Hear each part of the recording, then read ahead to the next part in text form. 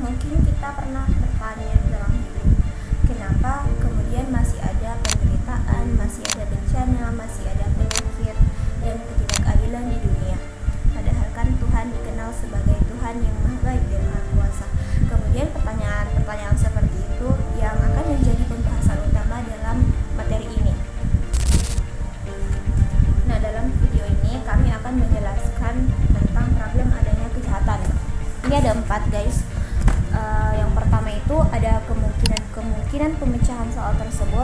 Yang kedua itu arti Maha Kuasa, dan yang ketiga harga kemerdekaan. Yang keempat itu kejahatan alam.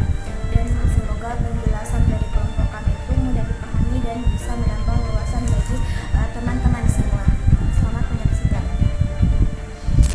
Baik, jadi di sini saya akan membahas tentang problem adanya kejahatan. Kalau kita lihat dalam kehidupan sehari-hari, sebenarnya banyak sekali hal yang membuat manusia kemudian bertanya-tanya. Misalnya, kenapa orang baik kadang justru hidup susah, sakit, atau musibah. Sementara itu ada juga orang yang mungkin sering berbuat jahat tapi hidupnya itu kelihatan sangat baik, kelihatan baik-baik saja. Nah, dari situ kemudian muncul problem tentang adanya kejahatan, dan orang-orang kemudian mulai bertanya, kalau Tuhan itu penyayang dan Maha Kuasa, kenapa kemudian Tuhan membiarkan penderitaan itu terjadi? Nah, di materi ini dijelaskan bahwa dunia itu memang tidak hanya berisi hal-hal baik saja. Nah, di satu sisi itu ada cinta, ada keberanian, ada kebaikan, dan ada kebahagiaan. Tapi di sisi lain juga ada perang, kemiskinan, penyakit, dan ketidakadilan. Contohnya seperti anak kecil yang sakit sejak lahir, dan orang miskin yang hidup susah terus, atau korban perang yang kehilangan keluarga dan masa depannya. Dan hal-hal itu membuat manusia mempertanyakan keadilan Tuhan. Bahkan ada filsuf bernama David Hume yang mengatakan bahwa kalau Tuhan ingin menghilangkan kejahatan tapi tidak bisa, berarti Tuhan tidak Maha Kuasa. Tapi kalau Tuhan bisa menghilangkan kejahatan namun tidak melakukannya, lalu bagaimana dengan kasih sayang Tuhan? Nah, karena itulah banyak kemudian ahli filsafat dan ahli agama mencoba mencari jawaban atau menggali jawaban tentang masalah ini. Nah, pembahasan ini disebut dengan theodicy, yaitu usaha manusia untuk memahami kenapa kejahatan bisa ada di dunia ini walaupun Tuhan itu Maha Baik. Nah, selanjutnya akan dijelaskan oleh teman saya tentang beberapa pendapat atau cara untuk menjawab pertanyaan persoalan tersebut. Assalamualaikum warahmatullahi wabarakatuh. Perkenalkan, nama saya Amalia dengan NIM 30101124015. Pada kesempatan kali ini saya akan melanjutkan pembahasan tentang kemungkinan pemecahan soal, yang dimana dalam filsafat dan agama para pemikir telah mencari jawaban tentang mengapa kejahatan ada di dunia. Dalam buku filsafat agama telah dibagi menjadi 5 teori. Di antaranya yang pertama yaitu kejahatan terjadi akibat dari dosa manusia tersebut. Pada teori pertama ini menjelaskan tentang penderitaan terjadi karena ulah manusia tersebut, sehingga kesengsaraan yang terjadi merupakan hukuman dari Tuhan tersebut atas segala tindakan yang telah mereka lakukan. Contohnya yaitu kita mengambil fenomena dari bencana alam.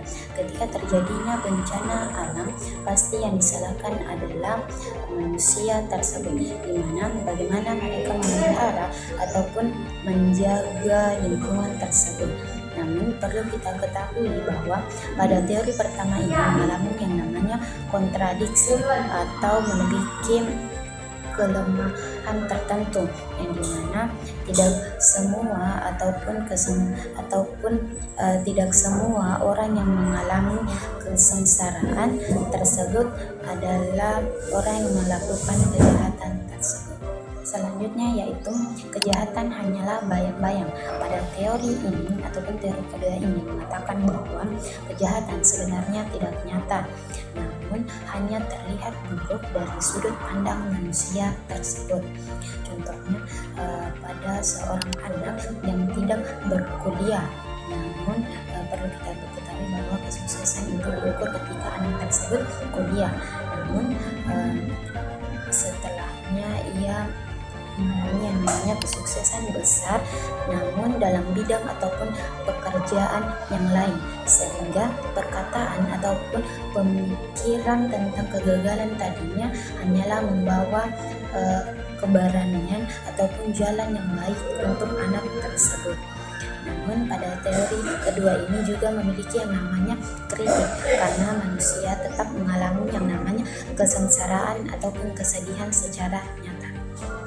Selanjutnya itu kita masuk kepada teori ketiga, yang dimana kejahatan diperlukan untuk menghasilkan kebaikan yang lebih besar. Pada teori ketiga ini menjelaskan bahwa penderitaan kadang-kadang mengantarkan kita kepada sifat yang berani, sabar, dan kuat, yang dimana contohnya yaitu ketika manusia mengalami yang namanya sakit, pasti mereka akan belajar yang namanya sabar. Dan ketika manusia mengalami yang namanya kesulitan, mereka pasti akan belajar yang namanya berjuang. Selanjutnya yaitu teori keempat, yang dimana kekuasaan Tuhan itu terbatas. Pada teori ini menjelaskan bahwa kemungkinan Tuhan itu tidak sepenuhnya bisa mengatur sesuatu hal yang ada di dunia ini, yang dimana para filsuf lebih memilih teori ini bahwa kekuasaan Tuhan itu terbatas, dan daripada mereka menganggap bahwa Tuhan itu tidak baik. Namun di lain sisi para pemikir agama justru menolak akan pemahaman seperti para pemikir filsuf, karena mereka menganggap bahwa ini bertentangan dengan keyakinan bahwa Tuhan itu Maha Kuasa.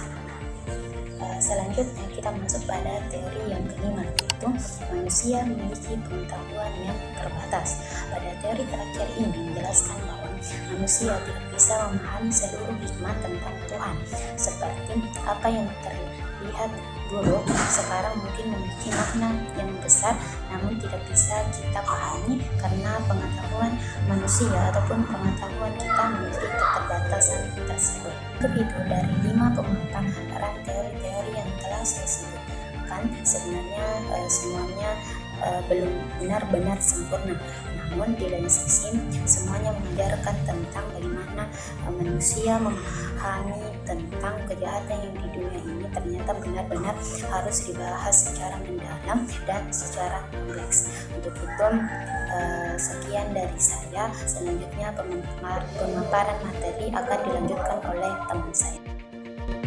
Oke, jadi saya akan melanjutkan penjelasan dari saudari Alja dan saudari Amel, di mana sini saya akan menjelaskan tentang Maha Kuasa. Biasanya jika kita mendengar kata Maha Kuasa, orang langsung berpikiran berarti Tuhan bisa melakukan apa saja tanpa batas. Nah, di materi ini dijelaskan jika pengertian itu sebenarnya perlu dipahami lebih mendalam lagi.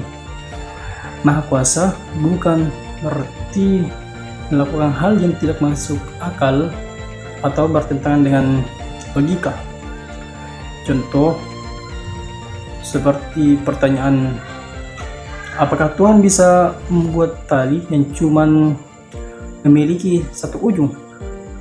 Pertanyaan seperti itu sebenarnya tidak logis. Jadi maksud Maha Kuasa adalah Tuhan mampu melakukan semua hal yang memang mungkin dilakukan. Di dunia ini juga ada aturan-aturan alam yang tetap. Misalnya, api bisa membantu kegiatan seseorang dengan memasak. Nah, akan tetapi api itu dapat merugikan orang juga dengan kebakaran. Nah, begitupun dengan air.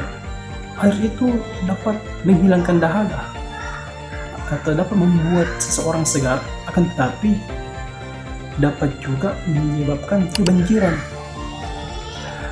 Nah, dari kedua contoh itu dapat kita simpulkan bahwa segala sesuatu itu memiliki manfaat dan juga memiliki kekurangan atau dapat merugikan.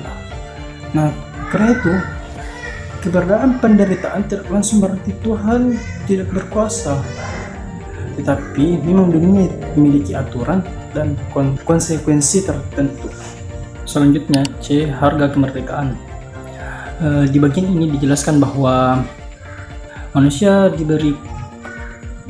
diberikan kebebasan oleh Tuhan untuk memilih. Manusia bisa memilih melakukan kebaikan atau justru melakukan kejahatan. Karena adanya kebebasan ini, maka muncul perang, penindasan, kekerasan, dan kejahatan lainnya.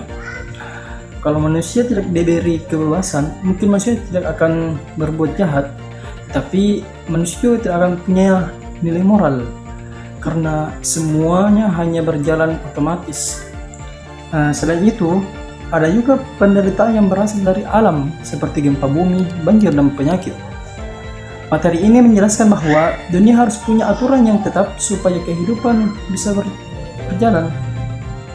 Walaupun begitu, penderitaan kadang membuat manusia menjadi lebih kuat, lebih sabar, dan lebih menghargai kehidupan. Nah, jadi dapat dipahami bahwa terkadang kehidupan ini kita itu mendapatkan musibah, mendapatkan bencana, atau mendapatkan penderitaan atau bahkan lebih tepat mendapatkan ujian. Nah, di situ Allah ingin atau Tuhan ingin menguji kita. Bagaimana kita untuk menjalani cobaan tersebut? Apakah kita sabar? Apakah kita kufur atas nikmatnya? Dan apakah keimanan kita akan meningkat dikarenakan ujian tersebut? Jadi dapat disimpulkan, hidup bukan hanya tentang mencari kenyamanan, tetapi juga tentang bagaimana manusia belajar dan berkembang dari apa yang dialaminya. Nah, selanjutnya saya akan menjelaskan bagian terakhir, yaitu tentang kejahatan alam. Nah, kalau sebelumnya kita membahas kejahatan moral yang berasal dari perbuatan manusia seperti perang, penindasan, atau kekerasan, maka